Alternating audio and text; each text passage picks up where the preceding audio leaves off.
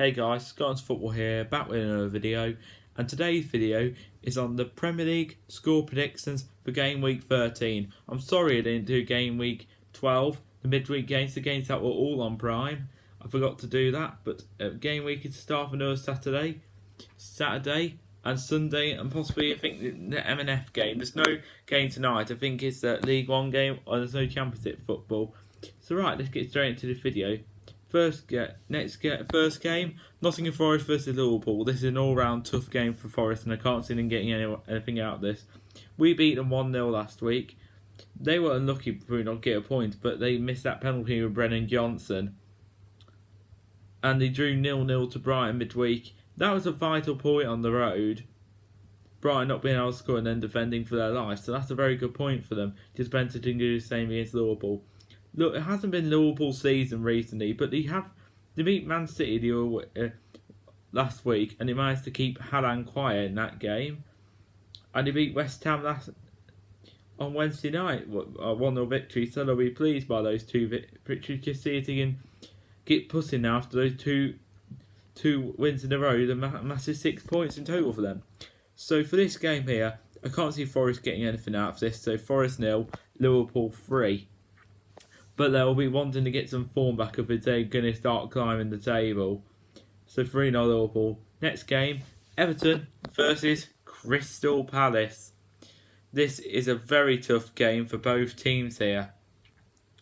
I'll just so I look how Everton got on midweek. I know they're down to 15th now. They lost 1-0 to Newcastle, but Newcastle are on form. And the standout man for them so far is Miguel Almiron. Miguel Almiron is absolutely clear with Jack Grealish. He really is. And on Palace's side, they didn't have a very good first half, but they had a very good second half against Wolves. So personally, I can't see much separating these two teams. So Everton 1, Crystal Palace 1. Next game now, we've got Man City versus Brighton. Liverpool managed to keep Haaland quiet. He didn't score last week, and the Tuesday before this Tuesday, he didn't score in the Champions League, but he was on the bench, so in all fairness, and we don't know what would have happened if he would have played. Man City didn't have a game this week due to the game against Arsenal being called off, because Arsenal's game against Eindhoven quite a few weeks ago got called off due to the lack of police. That was almost around by the Queen's death, so the police had to be somewhere else. That was the reason why, and Arsenal won 1-0 last night. So Man City's game this weekend is at home to Brighton. This will be a very tough game for Man City under their new manager after Graham Potter departed to Chelsea. He was doing well at Brighton, but I imagine he went for more money. Brighton's new manager, Roberto De Zerbi.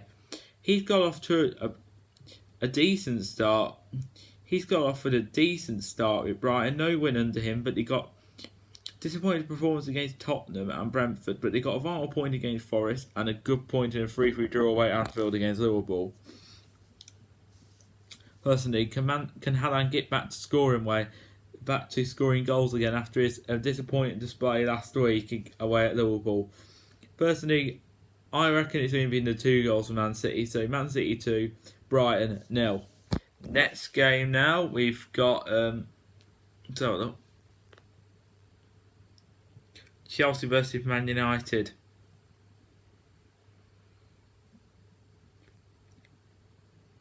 Chelsea had a point away at Brentford midweek. Disappointing result for them, but it's a good point on the road in the West London derby. And on Man United's side, a good win for them against Tottenham midweek, but I don't know if you all saw that Ronaldo thing where he walked down the tunnel. He's not had a good time, Man United, recently. I don't think Man United need him. He's too good for Man United. He should go off to another club so he can win another trophy in his final few years in his career. He's 37 now, so he's not playing any games. Rashford keeps getting ahead of him, and now you've got Anthony Sancho at top, ahead of him all the time. Man United good win in midweek against Tottenham, and then they could only score 1-0 against Ammonia the all week. That Cypriot team. I don't know. They only scored one goal and a 0-0 Draw against Newcastle last week, a disappointing result for them when they couldn't score again.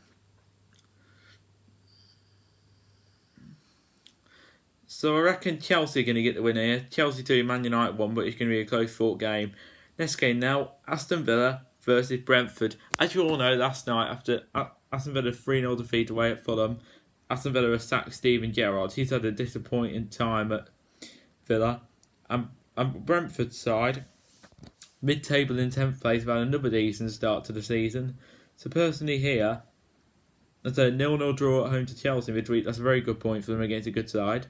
So I'm going to say Aston Villa 1, Brentford 2. Can't see Villa getting anything out of this. But mind you, whenever you sack a man, you sometimes get a good run. There are a couple of good names now for Villa. Thomas Frank, the Brentford manager who they're playing tomorrow, Brentford. Maybe Mauricio Pochettino, can't remember the other one. Personally, this is under sack Dean Smith. They sort of kept him and giving him more of a give him a better chance, more chances to prove himself.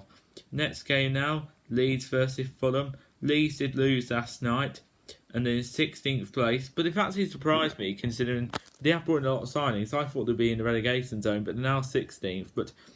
But they have been mid-table and I'm sure they will start climbing the table again soon.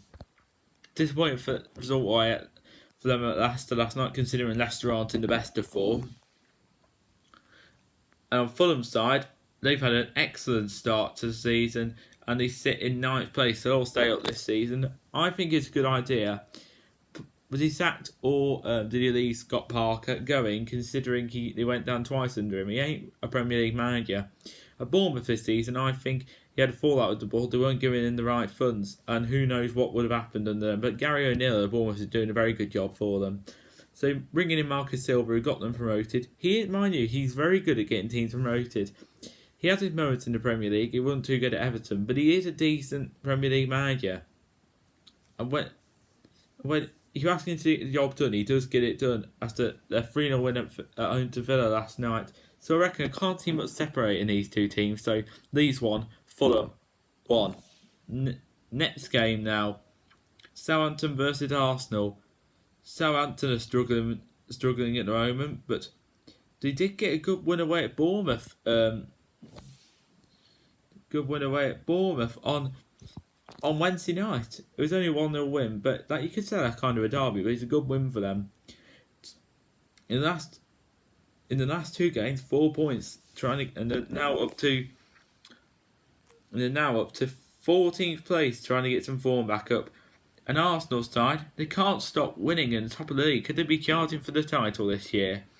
Personally, I think there will be another win. I don't think Southampton can win this one. So Southampton 1, Arsenal 2. Next game now, relegation battle game. Wolves, my team, versus Leicester. Leicester picked up a good win midweek. It's a good win midweek last night at home to Leeds against a decent side. So overall, we need to get behind Steve Collins on Sunday afternoon, 2 p.m. kickoff to get the points. So I can't see much separating these two teams. So Wolves 1, Leicester 1. Next game now, we got Spurs versus Newcastle.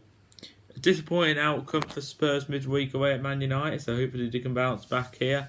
And they are up against Newcastle, a decent side. Personally, I don't know what's going to separate the two teams. Tottenham 3rd, Newcastle 6th. Two teams that have brought in brilliant players this season. We're pushing for Europe.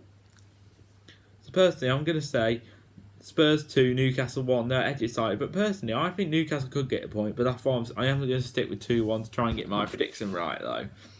The final game now, we got West Ham versus Bournemouth. West Ham has started getting their run going, despite a blip midweek away at Liverpool. That is expected, considering they're the games that you probably expect to lose. But they have got the form back up recently, haven't they? So.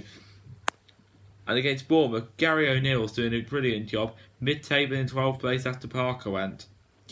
They did have a disappointing defeat midweek against Southampton, but Southampton have been struggling for form and they really needed that win.